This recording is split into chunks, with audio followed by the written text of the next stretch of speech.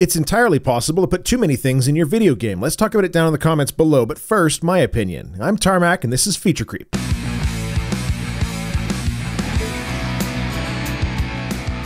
It's very interesting to me to seek out and discover games where the developer bit off more than they could chew. The first game that made me realize this issue was Neverwinter Nights. BioWare was riding high on their success off of the Baldur's Gate series, and they got cocky. Where Baldur's Gate was a campaign-focused game, Neverwinter had single-player, multiplayer, a toolset for custom games, and a Dungeon Master client for controlling those games.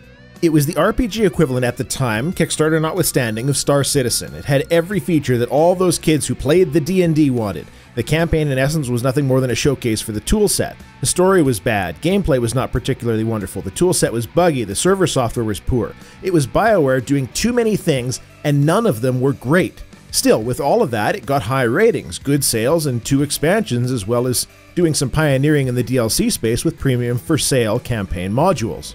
By the time they got to the final expansion, the story was good again. The premium modules also told good stories. Why? Because BioWare wasn't floundering anymore, playing to features that were not part of its core strength. The work on those features had already been done, and now they could focus on what they were really good at. Before I read the critique, someone will inevitably post, "Yes, you're right, writers don't directly impact programmers." That critique is obvious. The reverse, however, is where the impact is derived. The writers can only put into the game things that the game can do, and if the game has a wide range of poorly implemented features, that both expands and limits all aspects of design. When programmers are spending time making the toolset more user-friendly, they're spending less time implementing gameplay features that the writers could be using in their storytelling. So, fast forward to the present day. I saw a quote recently from old Cliffy B that single-player FPS campaigns often cost 3/4 of the budget, which actually mirrors things that I've heard before from other places. So it's easy to see why we've had a group of very high-profile multiplayer-only titles lately. In the paid space, there's Star Wars Battlefront, Overwatch, Battleborn, and Rainbow Six Siege. We don't know yet whether Lawbreakers will be free to play, but given the trend on this, I suspect not. Rainbow Six Siege is an example of picking a focus and beating it to death. It's a pure multiplayer tactical shooter first, and a Rainbow Six game second, so much so that it could have been called Pink Bunnies in London and it still would be good. This, unlike Battlefront, which is a Star Wars game first and an FPS second. Meanwhile, the last few years have also had a menagerie of big label open world everything to everyone games like Fallout 4, GTA 5, Witcher 3, Just Cause 3, Batman Arkham Knight, and Need for Speed of all things. Each of them has weaknesses in my opinion due to the enormous scope of the title. Fallout, its base building, GTA side quest garbage, Just Cause story, Batman is broken as hell in so many ways, but the Batmobile really stands out as too much. These are some of the issues that I had where I feel that they could have spent the resources better elsewhere, making another existing feature a better experience. I also had a tough time with Skyrim. Bethesda does so many things and packs in so many features into those games, but at the end of the day, every feature is shallow as a result, so there's a lake worth of content that's only a couple of inches deep. It's also why Fallout New Vegas was so good from a story perspective, because Obsidian were able to focus on their strength as the game engine and a lot of the assets already existed. The current landscape of game development has made something of an acknowledgement that some single-player experiences may not be worth their weight in code. I find it interesting because to me, multiplayer-only shooters are a hallmark example of developers cutting the fat, so to speak. If Cliff is to be believed, and I see no reason he wouldn't be in this instance, spending 75% of your development budget on the campaign would mean that you would expect 75% of your customers to be buying the game because of the campaign. Anything less would mean that you're spending a disproportionate amount on a feature when compared to the 25% spent on the multiplayer side. Obviously, it's not an even split, as a good chunk of that cost is engine and shared features between the two. The point being that for that big of a disparity, one would expect that single player would be the big draw.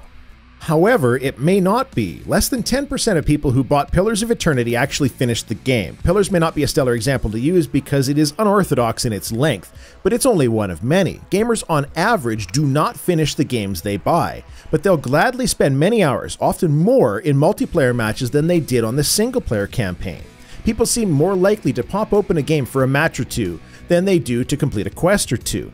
I don't have data to support this, but I'd be willing to bet that average gameplay sessions for single player are longer than multiplayer, but multiplayer sessions are much more frequent. So, when Electronic Arts, a company with all of the Battlefield metrics, decides not to put a single-player campaign into Star Wars Battlefront, it's hard to argue from a logic standpoint because they're doing it with the knowledge of how many people play the single-player material. And if they can reduce the budget of the game by dumping the single-player, spend more time on the multiplayer to make it amazing, then of course, it's what they're going to do. It just so happens that Battlefront is a bit boring after a few hours for many people, but you can't win them all. In all of this, though, I'm not talking about bad games. Many of the games I'm referring to are great titles. In nearly every case, though, by trying to be something for everyone, they all harmed their design in some way.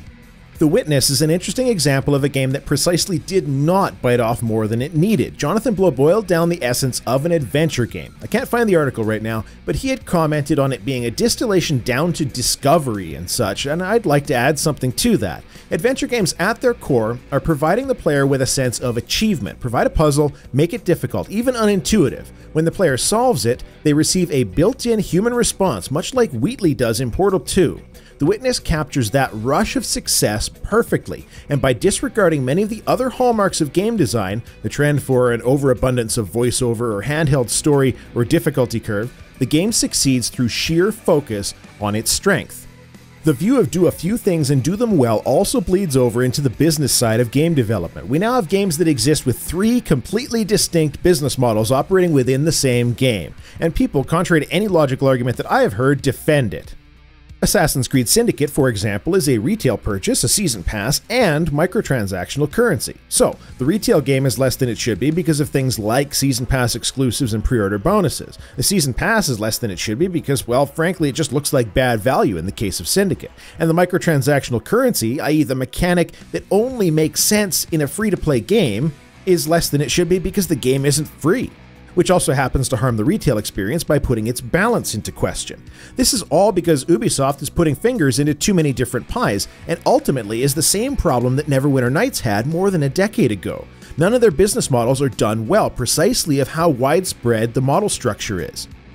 I should mention that when I say none of the business models are done well, I mean from the consumer perspective. Obviously, this particular method is working well for their bottom line. The thing about developers and publishers doing too much in games, though, is something that I feel may be disenfranchising a lot of gamers. Amusingly, many of them won't realize that this is what the issue is. They'll just look at a game as boring and won't consider that if it had fewer features, more focus on the strengths of the company, that it could have been amazing. And the shift from combined single and multiplayer titles to just multiplayer only is my evidence to support that theory. It wasn't all that long ago that I was raising issue with tacked-on multiplayer that was trendy at the time. Everybody had to have it in their game, mostly because a few companies had success with it in their game. And in many cases it was done very badly, almost as though the companies were biting off more than they could chew, or focusing on too wide a berth of features. Now, however, the other shoe has dropped, at least for the moment, and it seems that we're unlikely to see a lot of big budget titles that have a metered focus on both single player and multiplayer. Personally, I welcome it. It means better quality experience for both sides, and while that also means that people who only play one of the two types will have fewer games to choose from as companies start picking which angle they want to cater to, I still feel that the quality benchmark is worth it. What's the video game feature that you could most easily do without? Let's chat about that and more issues of too much in video games in the comments. If you enjoyed this video, I'd really appreciate if you would share it around. That always helps me immensely. And if the video was terrible, please hit that dislike button. I could use a few more as I don't get very many. Humble brag. That's all I have to say. Tarmack out.